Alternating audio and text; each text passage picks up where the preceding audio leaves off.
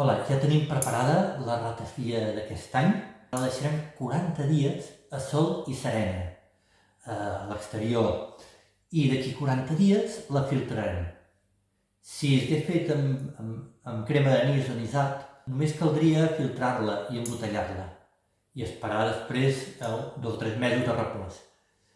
Però aquest any l'he fet amb alcohol 40 graus i després de 40 dies de sol i serena la filtrarem i la rebaixarem amb un xarop d'aigua i sucre. L'any passat vaig fer les dues proves, amb anisat, ja queda molt poc, i amb aiguardent. Hi ha gent que li agraden l'anís i el licor dolços i preferia la de l'anisat. L'altra, hi ha gent que dirà les ratafies i que l'ha trobat molt bona, forta, perquè es nota més les herbes. Quan és anisat tapa una mica les herbes. Estàs limitat per la quantitat d'anís i de sucre.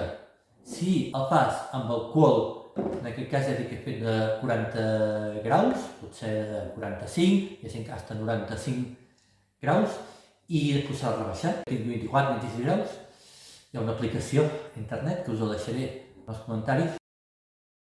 Però que si el fem amb l'aiguardent, podem jugar a posar-hi més sucre o menys sucre, més gust d'anís o menys. El gust d'anís són 3 plantes, el fonoll, l'anís estrellat i la matafaluga.